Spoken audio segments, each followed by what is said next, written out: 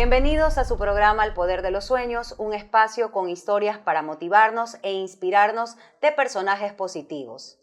Este espacio llega gracias a Fundación Garza Roja y Academia de Arte Scarlett Pazmiño. Nos puede escuchar y ver en Infograma TV y RTP. Para hoy tenemos una invitada muy especial, la doctora Carlota Manrique. Ella es psiquiatra, se destaca como docente de posgrado de Psiquiatría y Salud Mental en el Instituto de Neurociencias desde el 2012 hasta la actualidad. También es pianista del conjunto de cámara Manrique. Con ella estaremos hablando sobre el tema, la psicoeducación en la calidad de vida. Bienvenida, Carlota. Muchas gracias por esta invitación para hablar de un tema sumamente interesante, necesario en estos momentos, en esta actualidad, y esperemos pues que sea de un contenido interesante para ustedes también. La psicoeducación como tal es un proceso en el que se imparte información, ¿sí? Aparte de esto, pues lo que se quiere llegar es a que la persona que está necesitando pueda mejorar su calidad de vida en cuanto a sepa, conozca cómo es el origen de la sintomatología o de los problemas que está presentando. No es solamente el poder informar, sino también ayudar a que pueda mejorar, a que emplee herramientas para poder modificar o poder construir una nueva forma de vivir sin estas molestias. En la actualidad, ¿cuál es la importancia de llevar la psicoeducación? Ya que recientemente se aprobó la ley en la que se llevaba la psicoeducación dentro pues, de la malla curricular para que esté como parte de una materia en los planteles. Entonces, ¿cuál sería esa herramienta necesaria para poder llevarla? Sí, es fundamental. ¿Por qué razón? Porque nosotros estamos sabiendo y conociendo desde que tempranas edades se presentan estos trastornos emocionales por diversas causas, ¿no? Tenemos chicos que vienen de hogares disfuncionales, tenemos también pues la sociedad en sí, tenemos el consumo de sustancias, tenemos problemas, la violencia intrafamiliar, y esto genera en las poblaciones de pequeña edad ya comienzan a ver los trastornos emocionales, los trastornos patológicos, los trastornos afectivos, y es por esto que se debe insertar esta psicoeducación desde los planteles educativos por esa razón, para poder fomentar la ayuda primaria, la ayuda necesaria a esta población y poderlos enrumbar o poderlos educar para que ellos puedan mejorar, para que tengan una ayuda, para que tengan un lugar a donde recurrir, a quién ir a auxiliarse y poder mejorar, poder tener las herramientas necesarias. Vamos hablando de diferentes áreas donde se va aplicando la psicoeducación. Por ejemplo, el bienestar emocional. ¿Cómo se trabajaría aquí? En el bienestar emocional se identifica cuáles son los factores que están perturbando o que están molestando o que están causando esta inestabilidad. ¿Sí? Una vez que se identifican, pues nosotros tenemos que saber si es que es posible o es factible poderlos depurar, poderlos separar o poderlos alimentar para que ellos puedan afrontar. Es una conducta de afrontamiento ante estas situaciones. Hablemos de casos específicos. Por ejemplo, ¿desde qué edad uno puede reconocer que hay alguna situación de riesgo en la que ya hay que empezar a dar esa ayuda? Bueno, la ayuda se la daba desde las primeras infancias, desde los muy pequeñitos, ¿no? Uno va notando que hay chicos que son vulnerables, que hay niños que viven en sus situaciones de riesgo, entonces uno va fomentando en ellos la psicoeducación, es decir, a reconocer las circunstancias o las situaciones de peligro o a poderlos ellos educar para que puedan saber en qué momento tienen que pedir la ayuda necesaria o en qué momento tienen que decir o afrontar esa situación de riesgo. En una familia normal con todos pues, sus miembros, ¿cómo tú puedes saber que tu hijo está necesitando algún tipo de ayuda? Son alteraciones de la conducta. Nosotros siempre observamos en los chicos un funcionamiento normal en la escuela, un funcionamiento normal en el grupo familiar, un funcionamiento normal en el grupo de la amistad o grupo social, ¿no? Cuando estas conductas comienzan a alterarse, cuando hay un aislamiento, cuando hay una diferencia, el niño ya no habla, el niño ya no juega, el niño ya no busca, el niño ya no sale, entonces ya podemos nosotros ir notando que algo está pasando con este chico, o viceversa, cuando el niño comienza a tornarse muy irritable, cuando comienza Muy a agresivo. tornarse muy inquieto, muy demandante, muy intolerante, inclusive a situaciones cotidianas, entonces ahí ya nosotros podemos ir determinando que algo está pasando con este chico, ¿no? De este tipo de alteraciones que se presentan en el comportamiento, en la conducta, podríamos decir, encontramos muchos casos, por ejemplo, que reciben algún tipo de terapia en el Instituto de Neurociencias. Bueno, en el Instituto de Neurociencias sí, obviamente pues es allá donde llegan todas estas alteraciones de conducta, donde llegan estas alteraciones emocionales.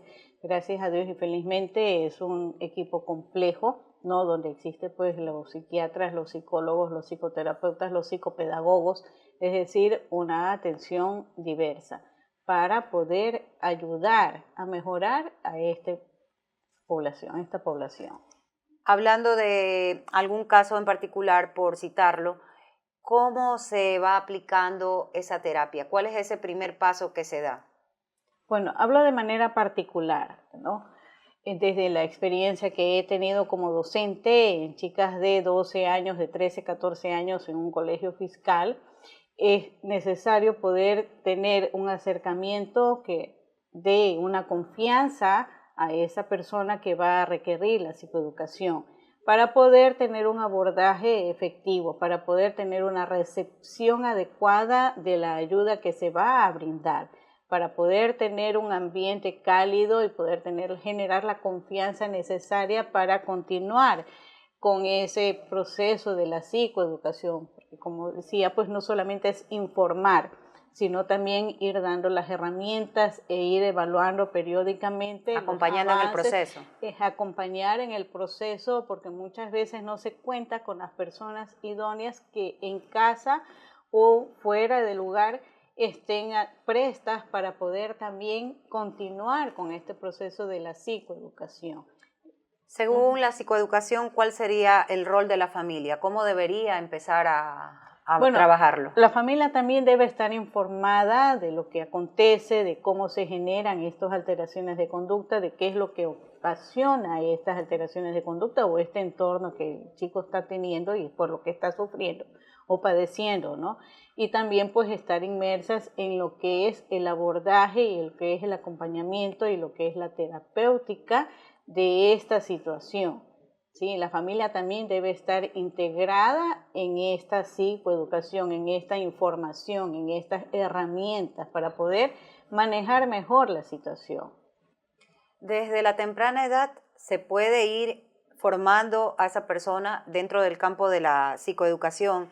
Y me gustaría también en este punto hablar de tu experiencia de vida, porque aparte de ser una profesional en el campo de la psiquiatría, todos tus hermanos, tu padre, tu mamá estuvieron involucrados en lo que es la educación musical. Tú también ejerces la docencia en ese campo y eso definitivamente pone de manifiesto cómo el arte es un vínculo importantísimo para nuestro desarrollo integral. Definitivamente el arte, la cultura, el deporte genera en el ser humano desde temprana edad muchas herramientas, son muchos pilares para poder tener una estabilidad emocional. ¿Por qué razón?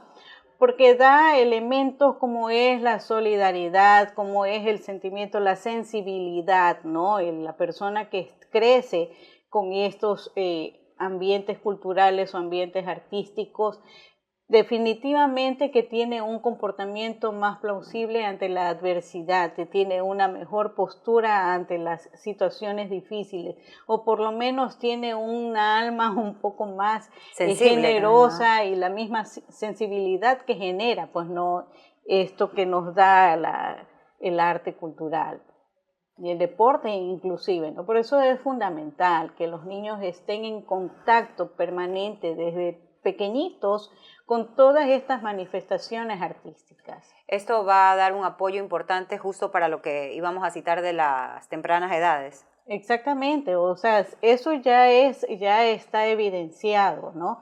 Que desde el niño que comienza a tener el tacto, desde que comienza a tener los estímulos musicales, desde que comienza a tener el estímulo rítmico, ya en sí genera una condición diferente a aquel que está completamente aislado de estos estímulos. Para ti, en esa formación de ya una doctora, ¿cómo la música dejó en ti esos aprendizajes? Bueno, a mí la música me ha ayudado muchísimo porque de verdad que aprendí que en situaciones de estrés, cuando yo tenía una carga, cuando era estudiante y tenía la carga de los exámenes, lo que yo hacía era, me ponía a estudiar, me ponía a tocar el piano y a una vez que como que eso me preparaba para ahora sí, venga lo que venga, no importaba si no dormía, no importaba si nada, pero es como una condición que me daba, que me llegaba para poder yo estar presta, para poder estar lista a afrontar una situación difícil. ¿Cuáles son los problemas frecuentes que se presentan en los niños y adolescentes ahora en la actualidad? Bueno, tenemos muchas situaciones, ¿no? Los hogares disfuncionales, como explicaba, pues la violencia intrafamiliar, el uso de las drogas y las conductas que se ajustan al uso inadecuado o el exceso del uso de la tecnología Las redes, que todo. no nos aportan una ayuda para un crecimiento efectivo de la infancia, ¿no? ¿Por qué razón? Porque aportan distracciones, pero no da esa experiencia de la poder del juego, de la adrenalina, del compañerismo, del poder ser empático con el otro, o sea, todo eso se anula por completo cuando el niño está ensimismado con un aparato tecnológico que lo distrae mucho, sí es verdad, lo tiene absorto también es verdad, le llama mucho la atención, sí, pero lo priva de muchas sensaciones que en la niñez te otorga el juego en grupo, que te otorga el contacto con la naturaleza o el contacto con los estímulos sensoriales. ¿Cuáles son esas principales señales como de alerta que podemos detectar tal vez en algún miembro de nuestra familia que aparece con estos cuadros de ansiedad, de depresión y que pueden llevar a un suicidio? La mucha preocupación por un tema que anteriormente sabíamos o conocíamos que no le generaba esa Ese angustia, estrés. esa dificultad para poder dormir, esas alteraciones en el apetito, esa pérdida del interés de las cosas cotidianas, por ejemplo, como llamar frecuentemente a alguien, querer visitar a un amigo o salir al cine o salir a comer. Ya esas cosas, esos cambios que nosotros estamos viendo, ¿sí? Ya son llamados de alerta, algo está pasando. ¿Consideras que desde la pandemia a los tiempos actuales afectó mucho, Muchísimo. por ejemplo, a los comportamientos de los niños que ya no iban a una escuela, lo mismo los jóvenes? O sea, todo se quedaba encerrado en su habitación, por Sí, decirlo así. fue un efecto bastante grande en jóvenes más que nada, de repente en aquellos que terminaban el colegio, es como que los anuló por completo y no saber qué hacer con su vida posterior. O sea, sí hizo un impacto muy fuerte, muy grande en la parte afectiva. En los adultos mayores, por ejemplo, ¿qué fue lo que pasó? O sea, ese aplanamiento completo y la espera de la muerte inmediata porque ya para ellos en esa etapa pues ya habían transcurrido los ciclos vitales y ya lo único que quedaba era morir.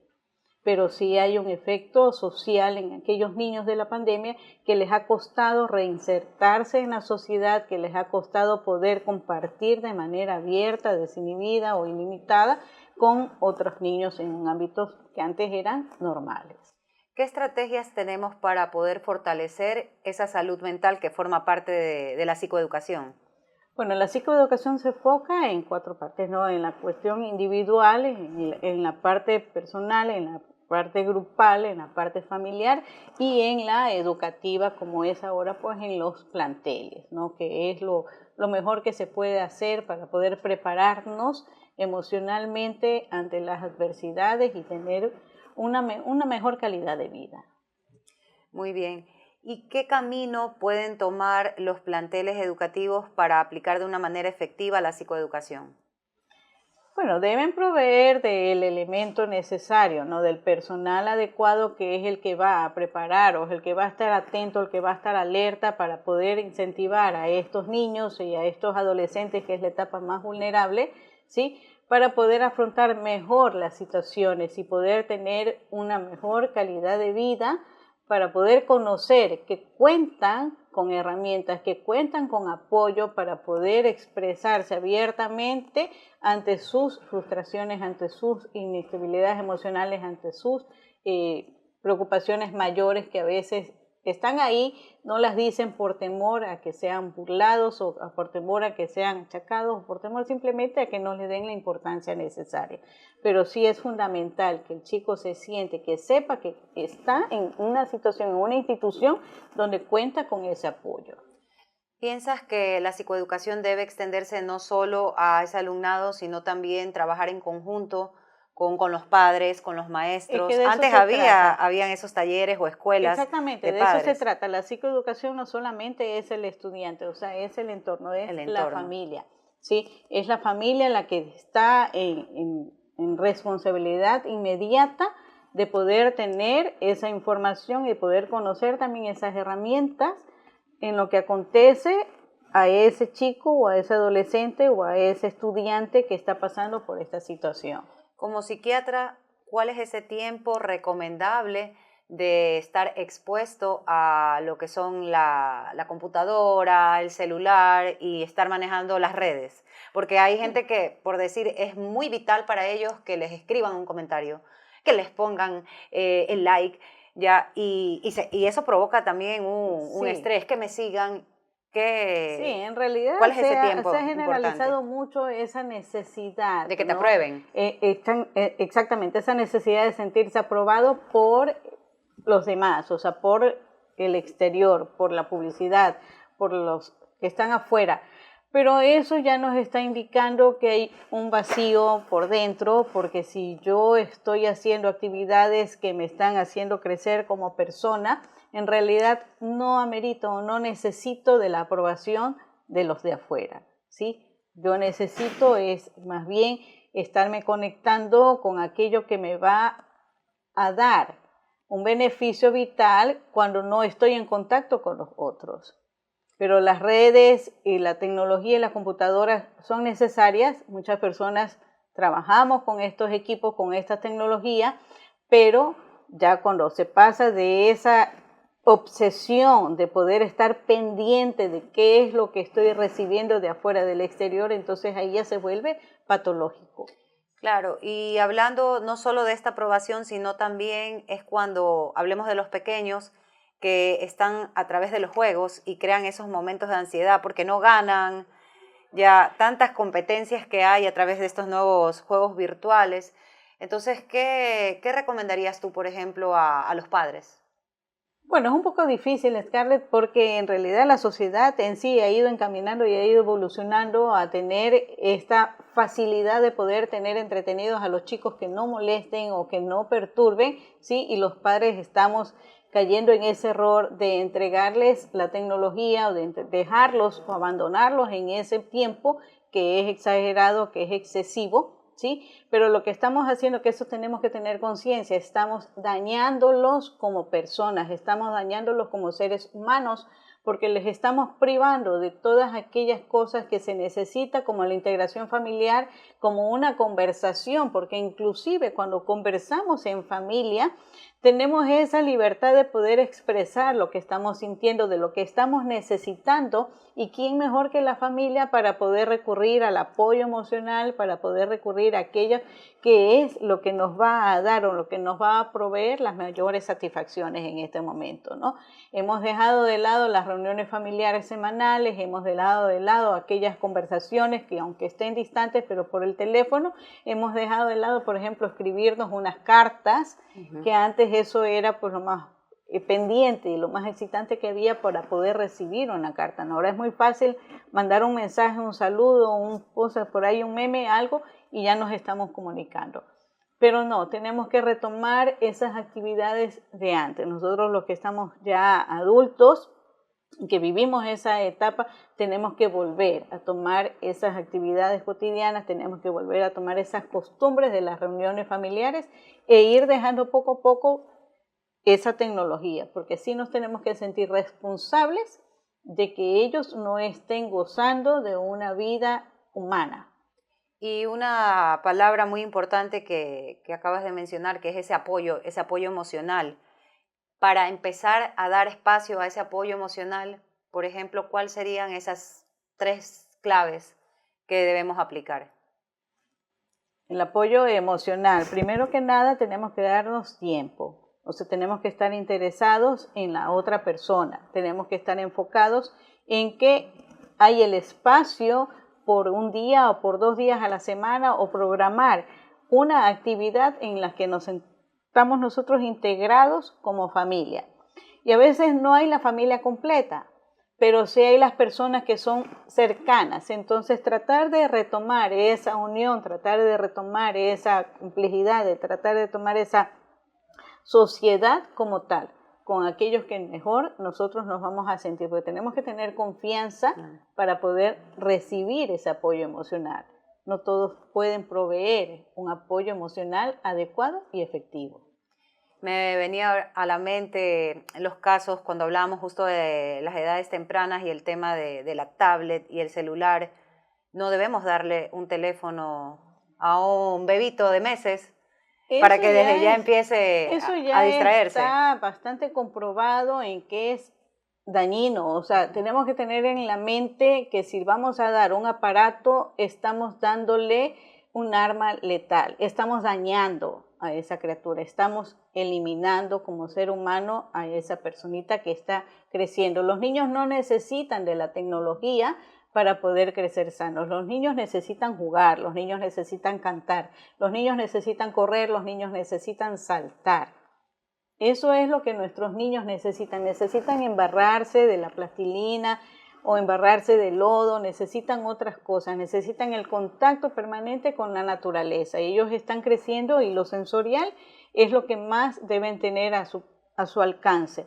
No una radiación, no una tablet, no la fotoluminoso, no esos estímulos que están prácticamente dañando su cerebro. ¿Cuál sería tu mensaje para los centros educativos sobre esa importancia de permitirse vincular el tema de la psicoeducación con el arte? ¿Cuál sería tu plan estratégico? Bueno, yo no pierdo la esperanza que se retome la educación artística que tuvimos y de la que nosotros disfrutamos en los colegios, donde teníamos clases de artesanía, clases de música, donde había el coro, donde habían los instrumentos, donde había el deporte. Es decir, yo sí creo que se puede volver a reintegrar o a reinsertar en la malla curricular esta educación cultural. Eso es mi mayor anhelo, esa es mi mayor ilusión y mi mayor esperanza, y tengo fe de que así va a pasar, que los niños nuestros, al menos de nuestro país, porque tiene que ser del mundo entero, ellos crezcan con canciones, crezcan con las rondas, crezcan con el profesor de acordeón o el profesor de flauta, y estén siempre en contacto con todos estos elementos culturales, artísticos.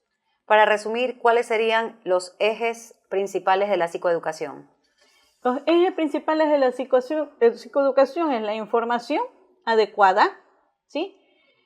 El poder tener el apoyo adecuado y el poder tener el seguimiento adecuado.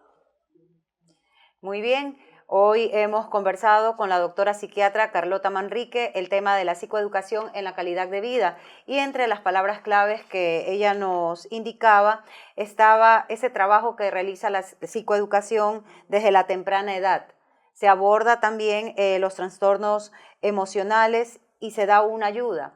La psicoeducación trabaja el bienestar emocional, buscando detectar esos factores que pueden perturbar o dañar y encontrar una forma de cómo se pueda salir de esa situación y que el ser humano pueda ir mejorando.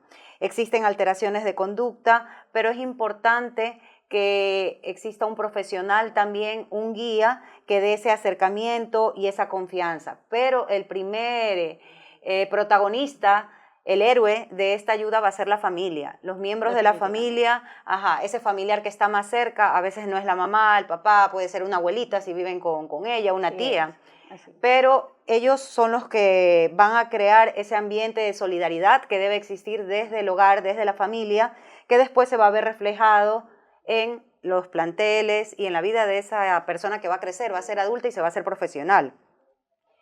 falta empatía y tenemos que trabajar todos en esto. Y esa falta de empatía es poniéndole un equilibrio también al manejo de las redes sociales, de todo lo que tiene que ver con el estar con el celular, la tablet, un equilibrio que nos va a permitir que nosotros trabajemos más ese apoyo emocional que va a ser muy importante.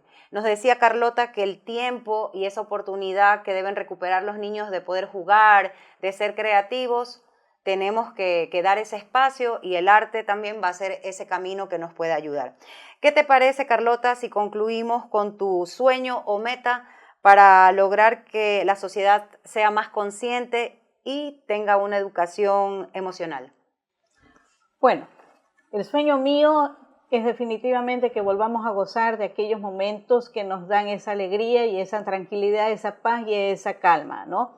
La alegría no solamente de recibir, sino que de poder disfrutar de que otra persona también haga cosas maravillosas, sin envidias, sin restricciones, y eso yo creo que es lo que está esperando la humanidad, ¿no? Poder disfrutar de esos momentos culturales, como soy artista, como soy música. Entonces yo pienso y creo que la humanidad necesita más espacios donde se pueda disfrutar, sin el temor ni la inseguridad, dar más bien un paso adelante y seguir uniendo fuerzas y seguir uniendo gente y personajes que podamos seguir reviviendo aquello que nosotros tuvimos durante nuestro crecimiento. Muy bien, nos quedamos con esa importante motivación que nos deja sembrada como una semillita que va a germinar. Gracias, Carlota, por esas ideas. Y les recordamos que esta entrevista la pueden ver y oír por Infograma TV y RTP. Hasta la próxima.